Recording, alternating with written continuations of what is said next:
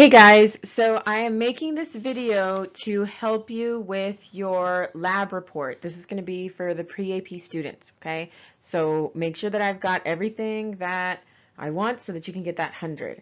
So let's start off with the experiment title. Of course, we're doing this for our pet measurement lab, but you can title it whatever you want to. If you want to name it after the name that you named your pet or the kind, what kind of animal it was or anything like that, you can do that for your title. The question or the purpose here, we were trying to figure out if how much they would grow. So you can write something about that, like how much is the pet going to grow to once we put it when we put it in water for an entire week. Your hypothesis, this is going to be from your journal. If you look at the bottom part of that table that we glued into your journal, your hypothesis is written there, like straight up. It's just copy. All you have to do is just copy it from there. It's written as an if-then statement. If we do this, then this will happen. Then underneath that, I've got materials. And so what you can do here is you can do bullet points. This is what I would do. And list off all the things that we used. Remember to be detailed. List the water and we use the box to put them in, and what did you use to measure them, all of that stuff. Don't forget your pet. All the materials that we used.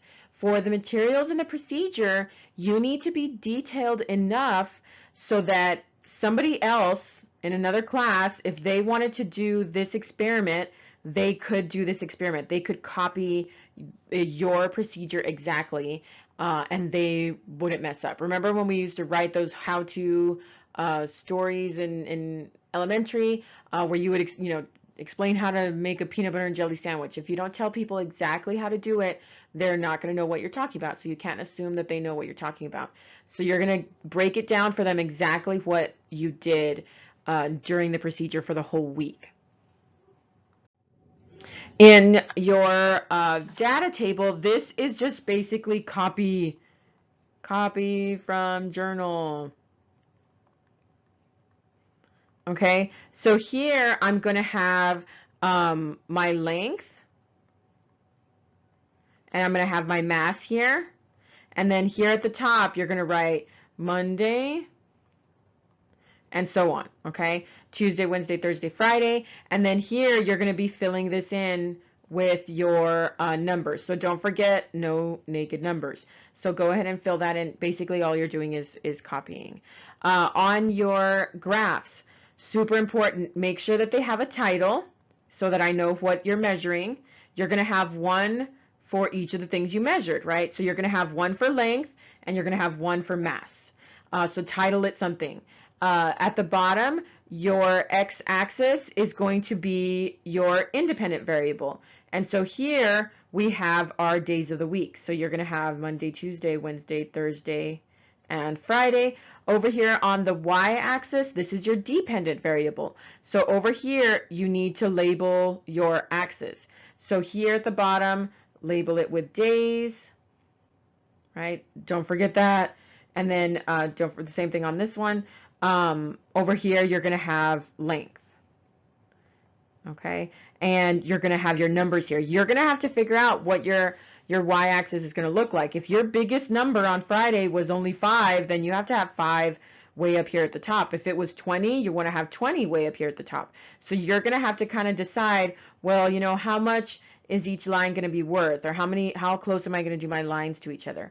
And then you're going to number them with whatever numbers you have, and then make sure that it takes up the whole space on your graph. So for example, I'm going to just like make up some data. I'm going to say, oh, this is kind of what happened with me. Of course, you're not making up your data, right? You are actually collecting your data, so you have to draw your dots in the correct place. And so I'm going to say, oh, this is what happened to my pet. Okay, look at how nice that looks, how it took up all the space going upwards, the y-axis, and it took up all the space going on the side. Imagine if I did it like this. Here's my Monday, Tuesday, Wednesday, Thursday, Friday, and then I did my numbers like this, and here's my graph. Look at all of that wasted space that I have right here. all of this is wasted space and it doesn't look nice, right? So this is not a good idea. This is a bad graph right here. So again, just to reiterate, make sure that you label your x-axis down here. Not only do you have to have the days of the week, but you have to have that's days. Over here, you're going to write that this is your centimeters. So you have to have the unit, and you have to tell me that that is the length. Okay. And then your titles, make sure that you have your titles. So that's what I'm going to be looking for. I'm going to be looking for your units up here in the actual table. I'm going to be looking for titles. I'm going to be looking for 2 labels on each of the axes, what it is, length and mass, and then centimeters and grams. And then I'm going to be looking for the days, Monday, Tuesday, Wednesday, Thursday, Friday, and I'm going to be looking for the label, days. So that all this stuff that I've circled here is super important stuff.